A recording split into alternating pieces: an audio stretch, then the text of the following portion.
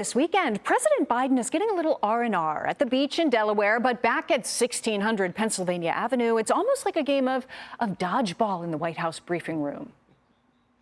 I'm just asking again, can we just say once and for all whether or not the cocaine belonged to the Biden family? The Biden family was not here. They were not here. They were at Camp David. They were not here Friday. They were not here Saturday. They were not here Sunday. They were not even here Monday. They came back on Tuesday. So to ask that question is actually incredibly irresponsible. And I'll just leave it there. Well, we're going to dig into this, but it's like a different game, a game of Clue to keep track of where the cocaine was actually found.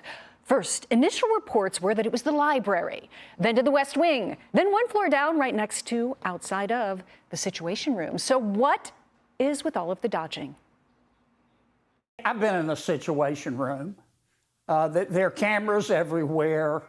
I'm pretty sure the Secret Service knows. I don't know whose blow it was.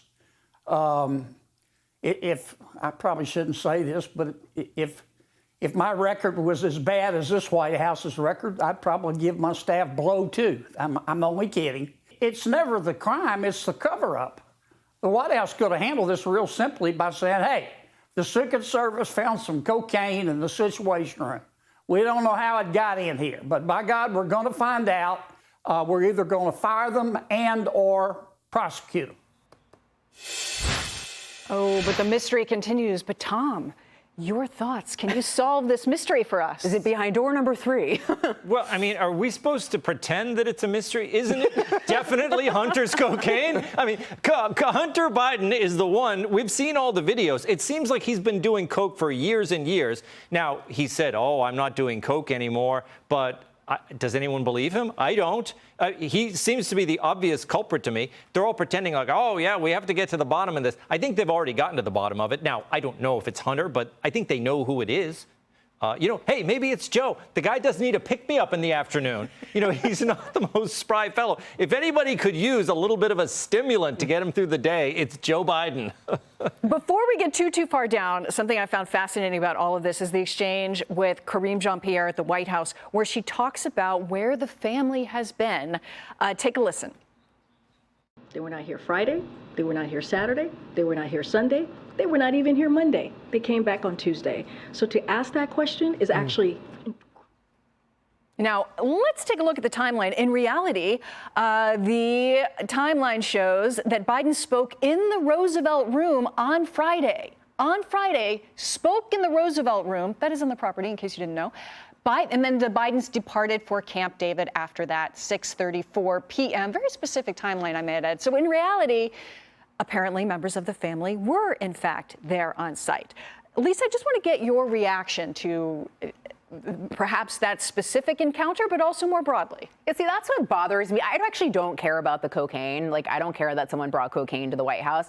I care that they're lying. They know they're going to get away with it. And the sense of entitlement and the lack of accountability that the Biden family can do whatever the heck they want. They already have. You can sell out America. That's fine. Hunter Biden, evade taxes, break federal gun laws. That's fine. They can just do whatever they want. And that's what annoys me and drives me nuts about this. And actually asking if it was Hunter Biden is the most reasonable question to ask when you've got a guy with a history of drug abuse that smoked Parmesan or cheese because he thought it was crack. But yet somehow you can't ask that question. In fact, the Daily Mail actually read there's 5 members of the Biden family that have been to rehab for either drugs or alcohol, according to Daily Mail. So it actually is a reasonable question to ask that. And also what annoys me is that the media is not demanding answers as well. You've got Politico running interference saying, oh, we're probably never going to find out, despite the fact there's cameras, DNA evidence. Like, they can find someone who spent 2 seconds on the Capitol on January 6th, but not this person. Charlie, I know you're dying over here. You just want to tell us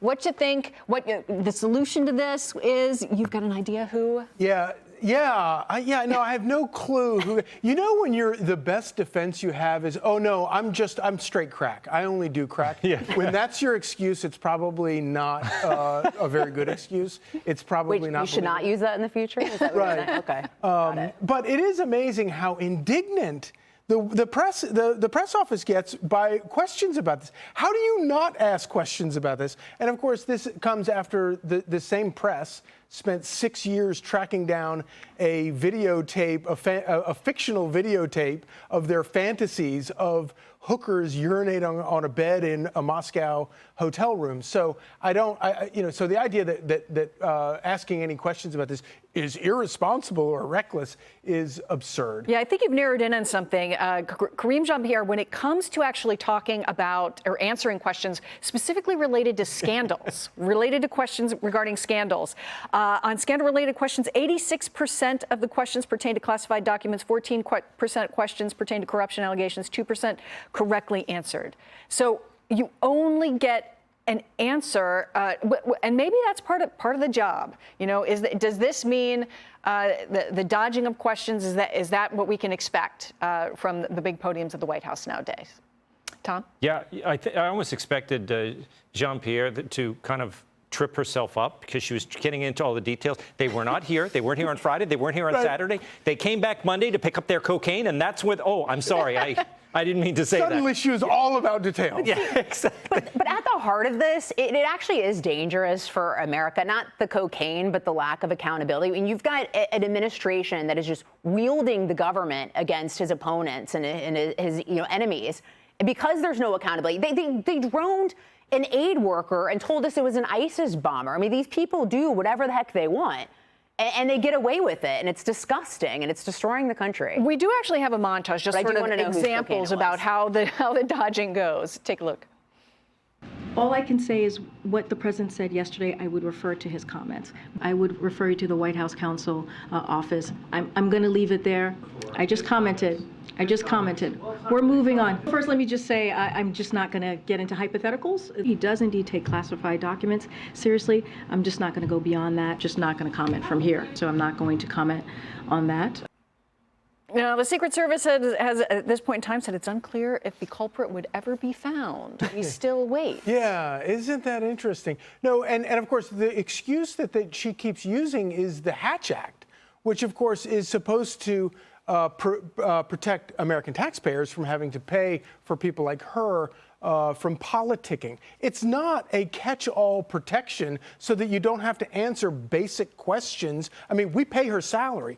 The White House might be looking at her thinking that she's doing a great job by protecting the White House, but we pay her salary. She works for taxpayers. She works for us. She's supposed to answer questions and illuminate the American public about what's going on in the White House, and she's a shill for covering up for a crackhead. Like, easiest job ever. You don't even have to answer any. We should just do that moving forward. Like, someone asks us a question at the table, I'm not going to answer it. Yeah. It's a Hatch Act. We'll circle back. Yeah. Never answers. It is interesting, the specific of the timeline and then the timeline not being correct and being off by an entire day that was supposed to be used lying to on top of all of it. Well, they're lying liars. I like the she says we're not going to get. She always says I'm not going to get into hypotheticals. And if I were a reporter, I'd say, I don't want you to. I want you to actually tell me what happened. It's a good point. Right. This is not a hypothetical dime bag. But the more they don't tell us, the more, now I have to know. Right. The more it moves around, the more we want to just get a real answer. Hey, Sean Hannity here. Hey, click here to subscribe to Fox News YouTube page and catch our hottest interviews and most compelling analysis. You will not get it anywhere else.